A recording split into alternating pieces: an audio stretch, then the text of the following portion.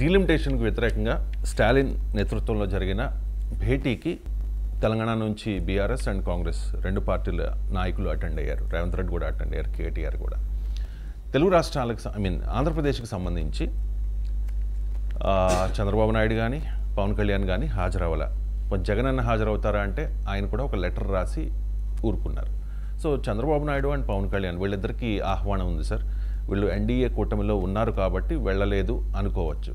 మరి జగన్ ఎందుకు వెళ్ళలేదు? లెటర్ రాసి ఊరుకున్నారు ఎందుకు? మీరు అన్నట్లు చంద్రబాబు నాయుడు పవన్ కళ్యాణ్లు వెళ్ళలేదు అంటే దానికి ఒక పొలిటికల్ జస్టిఫికేషన్ ఉంది. ఎందుకంటే బీజేపీపై పోరాటానికి మీటింగ్ పెడితే ఆ మీటింగ్లో చంద్రబాబు నాయుడు ఎట్లా వెళ్తాడు, పవన్ కళ్యాణ్ ఎట్లా వెళ్తాడు? వాళ్ళు వెళ్ళకపోవడమే కరెక్ట్ రాజకీయంగా. వారు కూడా డీలిమిటేషన్ పైన మాట్లాడాలి అని అంటున్నాను తప్ప చంద్రబాబు నాయుడు డీలిమిటేషన్ వ్యతిరేక రాజకీయ కృషికి నాయకత్వం వహించాలి అంటున్నాం. రాజకీయ పోరాటానికి కూడా అంటలేను, నేను చాలా జాగ్రత్తగా పదం వాడుతున్నాను.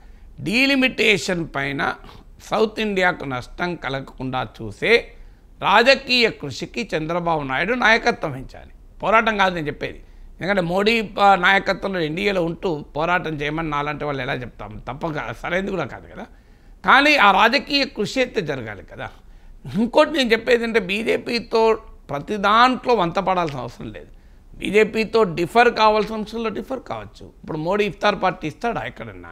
మీరు అమిత్ షా ఇఫ్తార్ పార్టీ ఇస్తాడా? జేపీ నడ్డా ఇఫ్తార్ పార్టీ ఇస్తాడా ఎక్కడన్నా? అసలు ఇఫ్తార్ పార్టీలో పోతాడా వీళ్ళు? మరి ఇవాళ చంద్రబాబు నాయుడు రాష్ట్ర ప్రభుత్వ డబ్బులతో ఇఫ్తార్ పార్టీ పెడుతున్నాడు. దానికి 1.5 కోట్లున్నర 2 కోట్లు కేటాయించాడు. బీజేపీ వైఖరి అంగీకరిస్తుందా బీజేపీ? నాకు చెప్పండి. ఇది ప్రభుత్వ ఖర్చులతో ఇఫ్తార్ పార్టీ ఇవ్వడాన్ని బీజేపీ అంగీకరిస్తుందా? మీరు అడగండి సోమవీర్రాజు ముందు మైక్ పెట్టి, మోమాటలు ఎక్కడో చెప్తాడు. మీరు బండి సంజయ్ అడగండి, మోమాటలు ఎక్కడో చెప్తాడు. ఇది మేము అంగీకరించాం. రాజాసింగ్ని అడగండి, అంగీకరిస్తాడా? ఒకవేళ రేవంత్ రెడ్డి ప్రభుత్వం ఈ పని చేసినప్పుడు బీజేపీ అంగీకరిస్తుందా? అందువల్ల క్లియర్గా బీజేపీతో ఇఫ్తార్ పార్టీ విషయంలో క్లియర్గా తాను డిమార్కెట్ చేసుకుంటున్నాడు చంద్రబాబు నాయుడు. అలాగే ముస్లింలో ఉన్న బీసీలకు రిజర్వేషన్ల గురించి ఇది సంతుష్టీకరణ రాజకీయం కాదా అంటే లోకేష్ సూటిగా మోడీతో రిఫర్ అయ్యాడు. లేదు, ఇది మా దృష్టిలో సామాజిక న్యాయం అని. ఇది ఎన్డీటీవీ ఇంటర్వ్యూలో, ఇది not Muslim appeasement as BJP is alleging అంటే no, it is social justice అన్నాడు. అంటే ముస్లింల ఓటు బ్యాంకు విషయంలో బీజేపీతో తాము కలిసి ఉండడం వల్ల దెబ్బతింటుంది కనుక అక్కడ మాత్రం చాలా క్లియర్గా బీజేపీతో మోడీతో ధైర్యంగా చంద్రబాబు నాయుడు లోకేష్ డిమార్కెట్ చేసుకుంటున్నారు. కానీ తెలుగు ప్రజల ప్రయోజనాలు వచ్చే వరకు మాత్రం రాజీ పడుతున్నారు. బాధేసేది అదే. మీరు ఒక ఓట్ల కొరకు మైనారిటీల ఇష్యూలపైనేమో బీజేపీతో ఇంత జాగ్రత్తగా డిమార్కెట్ చేసుకుంటున్నారు. ముస్లింల మీటింగ్లు పెట్టి, క్రైస్తవుల మీటింగ్లు పెట్టి మేము మీతో ఉన్నా అని చెప్తున్నారు. అంటే మైనారిటీల, ముస్లింల, క్రైస్తవుల ఓట్ల కొరకు బీజేపీతో డిమార్కెట్ చేసినప్పుడు సమస్త తెలుగు ప్రజల ప్రయోజనాల కొరకు ఎందుకు డిమార్కెట్ చేసుకోరు అంటున్నాడు. అందుకే చంద్రబాబు లోకేష్ మీటింగ్ పొమ్మని అంటలేను. మీ ప్రయత్నంలో మీ పద్ధతిలో మీరు కృషి చేయండి. ఈ అన్యాయం జరగకుండా సౌత్ ఇండియాకు అన్యాయం జరగదని నేను ఆశిస్తున్నాను అని పవన్ కళ్యాణ్ అంటాడు. మీ ఆశలు నమ్మకాలతో రాజకీయం ఉండదు కదా. రాజకీయం రియాలిటీ మీద జరుగుతుంది. చెప్పండి. మీరు ఒక్కసారి మోడీ గారికి వెళ్ళి చెప్పండి, సార్ ఇది సౌత్ ఇండియాకు నష్టం జరగకుండా చేయండి. మీరు ఇవాళ 543 లోక్సభ సీట్లలో దీన్ని మార్చకుండా మరో 25 ఏళ్ల పాటు ఫ్రీజ్ విధించండి. దీనికి అడుగుతున్నది ఏంటి? చెన్నై మీటింగ్లో ఇంకో 25 ఇయర్స్ వరకు ఈ ఫ్రీజ్ కంటిన్యూ అయినట్టున్నారు. లేదు, మీరు సీట్లు పెంచితే ఇప్పుడు ఒక్కొక్క రాష్ట్రానికి టోటల్ పార్లమెంట్ సీట్లు ఎంత వాటా ఉందో ఆ నిష్పత్తిని మెయింటైన్ చేసేలా పెంచండి అంటున్నారు. ఈ రెండు చంద్రబాబు నాయుడు చెప్పమంటున్నాను అంతే. కానీ చంద్రబాబు నాయుడు చెన్నై మీటింగ్ ఎందుకు వెళ్ళలేదని అన్నాను. చెన్నై మీటింగ్కి ఎట్లా వెళ్తారు? అది మోడీ పైన పోరాటం చేసడానికి మీటింగ్ పెడితే దాంట్లో చంద్రబాబు నాయుడు వెళ్ళాలి అని కోరుకోవడం కూడా కరెక్ట్ కాదు. కానీ సబ్జెక్టు వదలకూడదు కదా అని అనేది. ఇక జగన్మోహన్ రెడ్డి ఎందుకు పోలేదు అని. జగన్మోహన్ రెడ్డి వాస్తవంగా బీజేపీ పట్ల వ్యతిరేకతను తన రాజకీయంగా ఉపయోగించుకోవచ్చు. ఆంధ్రప్రదేశ్కు ప్రత్యేక హోదా ఇవ్వకపోవడం, ఆంధ్రప్రదేశ్కు విభజన హామీలు అమలు కాకపోవడం, ఇలాంటి చాలా ఇష్యూస్ ఉన్నాయి. కానీ తనకున్న సిబిఐ ఈడీ కేసుల ద్వారా మోడీతో పోరాడేటువంటి స్థైర్యాన్ని జగన్ కోల్పోయాడు. ఎందుకంటే జగన్కు తెలుసు, ఒక్కసారి మోడీపై పోరాడితే హేమంత్ సొరేన్కి ఏమైంది, అరవింద్ కేజ్రీవాల్కి ఏమైంది, జగన్ తెలుసు కనుక జగన్ పోరాడదలుచుకోలేదు. సరిగ్గా ఇదే పని చంద్రబాబు నాయుడు 5 ఏళ్ళు చేశాడు ప్రతిపక్షంలో ఉంటూ. 2019 నుంచి 2024 వరకు చంద్రబాబు నాయుడు ఏ పాత్ర పోషించాడు? జగన్మోహన్ రెడ్డి పాత్రే పోషించాడు. ఇద్దరు కూడా కలిసి బీజేపీకి అనుకూలంగా పార్లమెంట్లో ఓట్లు వేశారు. మీరు పార్లమెంట్లో ఓటింగ్ ప్రక్రియ చూడండి. అవిశ్వాస తీర్మానం పైన ఓటింగ్ జరిగితే టీడీపీ వైసీపీ ఒకే రకంగా ఓటేసింది. రాష్ట్రపతి ఎన్నిక ఓటింగ్ జరిగితే టీడీపీ వైసీపీ ఒకే రకంగా ఓటేసింది. ఉపరాష్ట్రపతి ఎన్నిక జరిగితే టీడీపీ వైసీపీ ఒకే రకంగా ఓటేసింది. ఆఖరికి ఒక రాష్ట్ర అధికారాలకు కళ్ళం వేస్తూ యూనియన్ టెరిటరీ ఢిల్లీ పైన బిల్లు తెస్తే దానిపైన కూడా టీడీపీ వైసీపీ ఒకే రకంగా ఓటేసింది. మీరు చూడండి పార్లమెంట్లో ఓటింగ్ ప్రక్రియ చూడండి. టీడీపీ వైసీపీ ఒకే రకంగా ఓటేస్తాయి. చంద్రబాబు నాయుడు జగన్లో ఆంధ్రప్రదేశ్లో కొట్టుకుంటారు, ఢిల్లీలో కలిసి ఉంటారు. ఢిల్లీలో మోడీ కొలువులో అందరూ ఒకటే. సో అందువల్ల ఇవాళ అవకాశం ఉండి కూడా ఎందుకు పోగొట్టుకుంటున్నాడు జగన్ అంటే కారణం మోడీతో పెట్టుకోదలుచుకోలేదు. సో మోడీతో ఘర్షణ పడడం, ధైర్యం లేకపోవడం కావచ్చు, రాజకీయంగా తనకు ఇబ్బందులు వస్తాయనుకోవచ్చు, ఈడీ సిబిఐ కేసులు వస్తాయనుకోవచ్చు.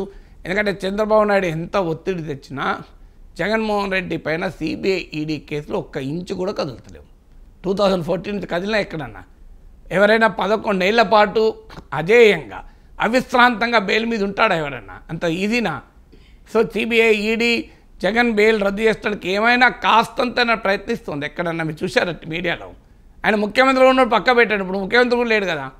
మీరు మిగతా అందరిపైన అరవింద్ కేజ్రీవాల్ ముఖ్యమంత్రిగా ఉంటూ కూడా జైలుకు పంపించారు. ఉప ముఖ్యమంత్రిగా ఉన్న మనీష్ సిసోడియాని జైలుకు పంపించారు. ఒక్క జగన్మోహన్ రెడ్డికి ఎగ్జామ్షన్ మీరు చూడండి మొత్తం దేశం మొత్తం మీద.